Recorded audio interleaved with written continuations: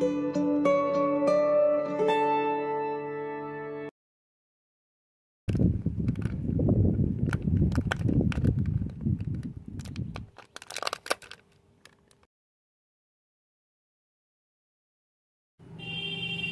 বন্ধুরা, আমার ইউটিউব চ্যানেলে আপনাদের সবাইকে স্বাগত। আশা করি আপনারা সবাই ভালো আছেন, সুস্থ আছেন।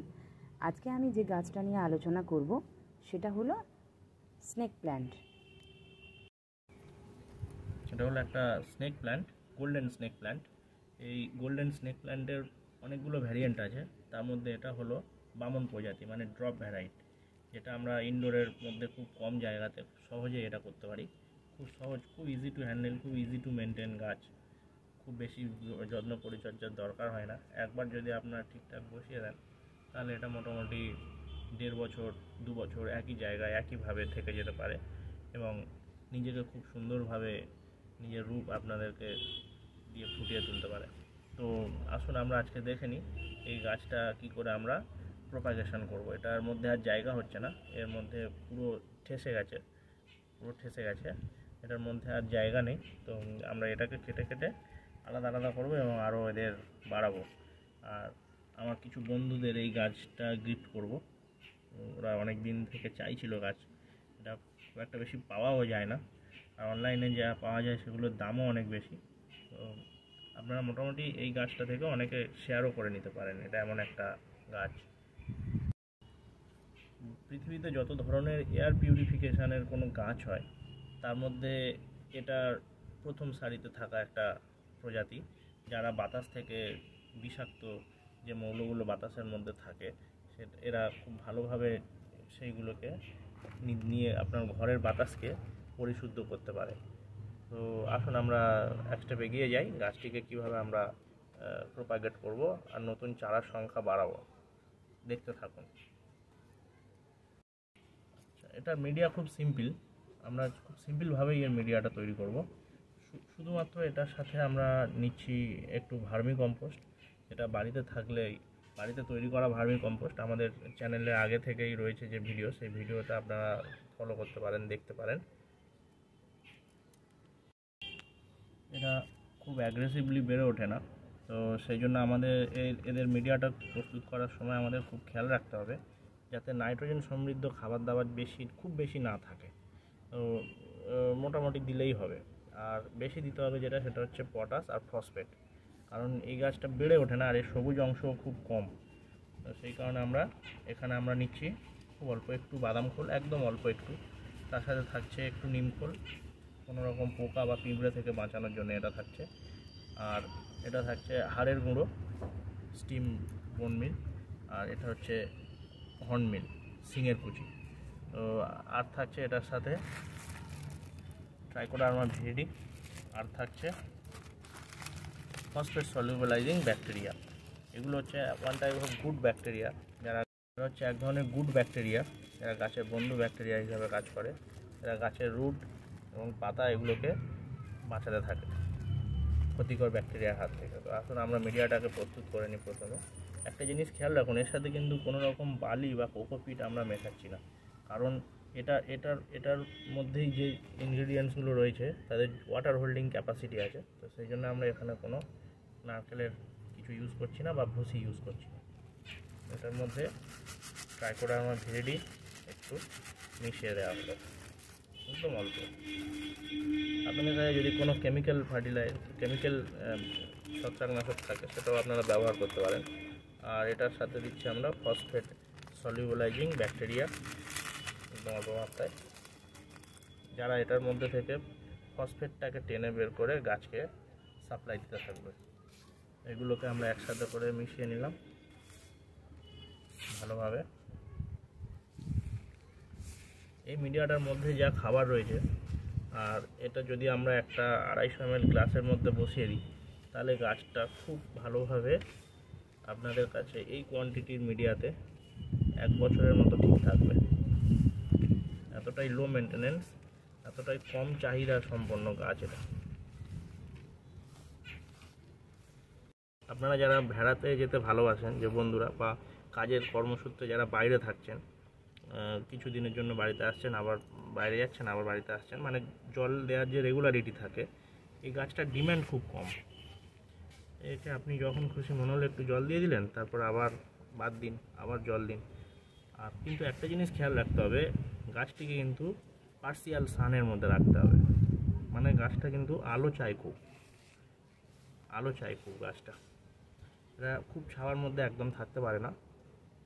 মানে আপনি যদি চেষ্টা করেন ঘরের মধ্যে রাখবেন, তাহলে এটাকে রাখতে পারেন, কিন্তু মাঝে মাঝে আপনাকে এটাকে বের করে ডাইরেক্ট সানে দিলে তখন হবে না, তখন দিলেই লিপ বার্ন হবে। আপনাকে এটা তখন দিতে হবে পার্সিয়াল সানে। তো আসুন আমরা প্রোপাগেশন শুরু করে দিই, প্রোপাগেশনের কাজটা। এই হলো মেন গাছ, এটাকে আমরা এইভাবে তুলে নেব, খুব সহজেই উঠে গেল। দেখুন কেমনভাবে এটার মধ্যে হয়েছে ছোট ছোট গাছগুলো।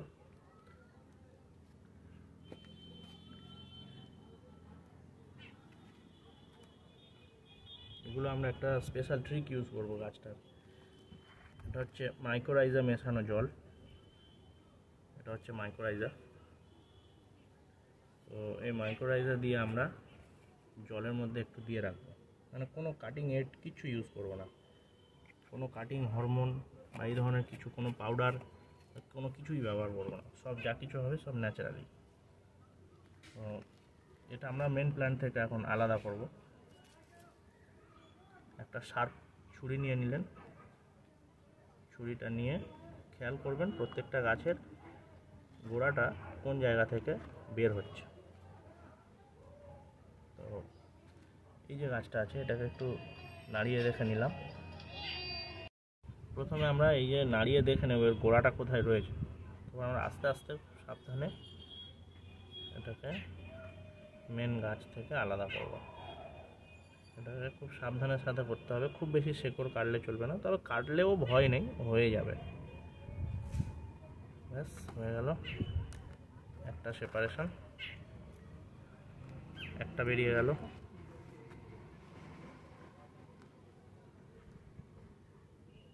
এই যে আরেকটা দেখো, এই যে গোড়াটা আছে না, এখান থেকে আমরা খুব সাবধানে কেটে ফেলবো।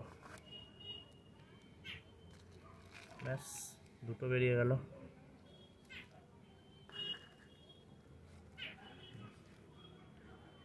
এটাকে এখন আমরা আলাদা করছি।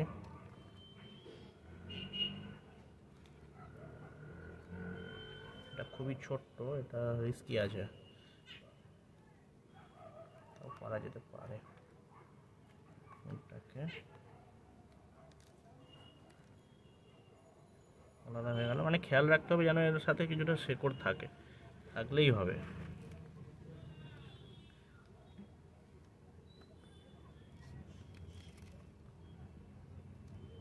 হলো, এইটা ছিল এর মাদার মনে হয়, এটা বা এটা, যে কোনো দুটোর মধ্যে যে কোনো একটা হবে এর মাদারটা।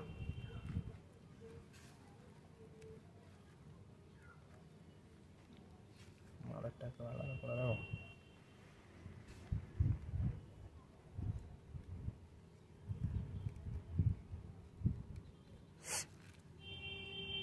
মেনটা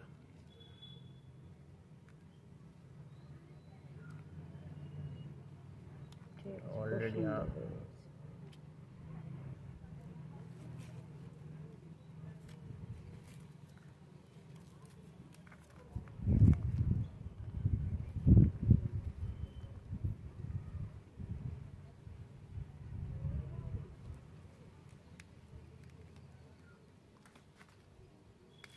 অনেকগুলো বেরোলো। এগুলোকে আলাদা করে দিলেই ভালো হবে। এটা মেন ছিল, এটা মাদার ছিল। ঠিক আছে, এটা আলাদা করবো না, এটা একসাথেই বসিয়ে দেবো।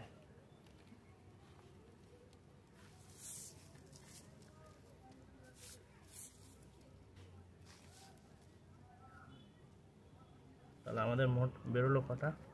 একটা, দুটো, তিনটে, চারটে, পাঁচটা, ছটা, সাতটা, আটটা। একটা গাছ থেকে 1 বছরের মধ্যে 8টা গাছ বেরোলো। আচ্ছা, আমরা এই ধরনের ফুটো করা গ্লাস আমরা ব্যবহার করব। আগের মধ্যে রাখবো, তারপর এখান থেকে আমরা পটে শিফট করব।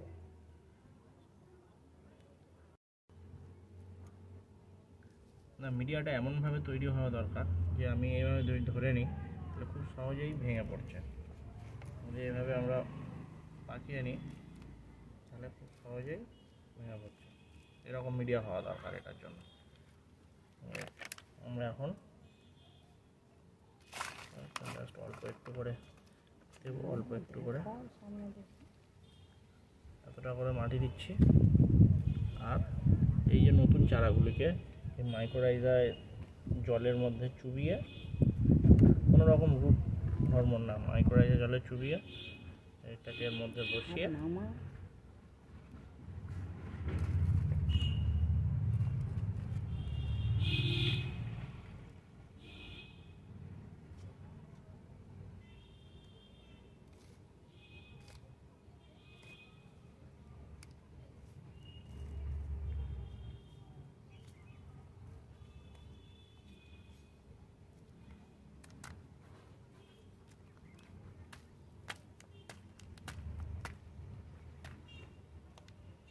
একটু ঠুকে নিলেই এর মধ্যে থেকে বাতাসগুলো বাইরে বেরিয়ে যাবে। তো এটা সলিড হয়ে গেল, এটা রেডি।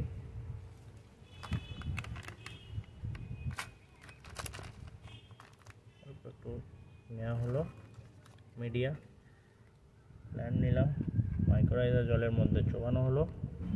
আর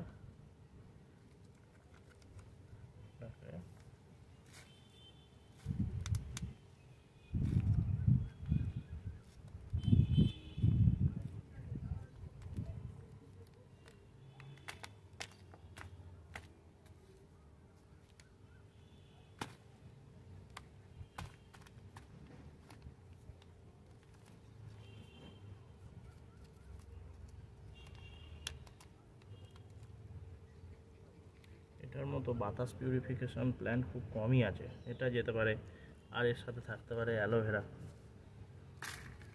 ভালো এয়ার পিউরিফাই করতে পারে।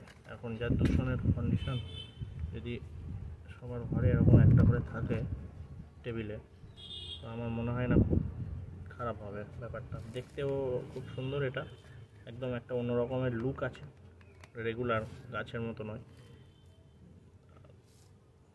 সাথে এটার কাজও আছে। আপনারা সবাই চেষ্টা করুন এরকম ধরনের কোনো এলিগ্যান্ট লুকের গাছ যদি আপনাদের ব্যালকনি বা টেবিলের একটা কোনায় বুক শেলফে রাখতে পারেন।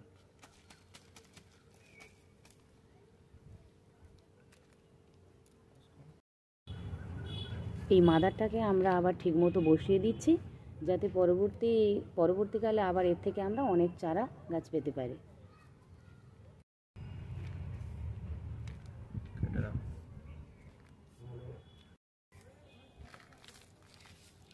এটার মধ্যে অনেক চারা আছে।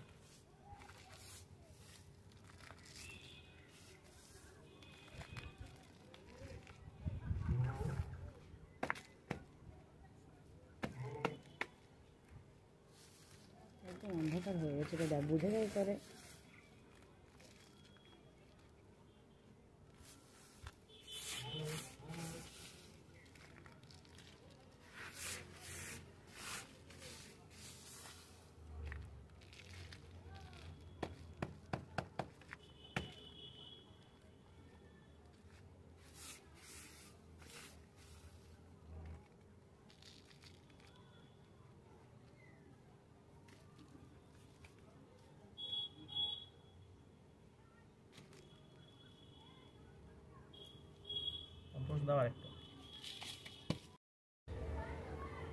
তাহলে দেখলেন তো বন্ধুরা, একটা মাদার গাছ থেকে আমরা কটা গাছ পেলাম। এগুলো সব গিফটের জন্য রেডি হয়ে গেল। যদি আপনাদের দরকার থাকে আপনারাও কমেন্ট করে চাইতে পারেন। এতক্ষণ ধরে ভিডিওটা দেখার জন্য আপনাদের সবাইকে ধন্যবাদ। আশা করি আপনারা ভালো থাকবেন, সুস্থ থাকবেন, মনের মতো ছাদ বাগান গড়ে তুলবেন।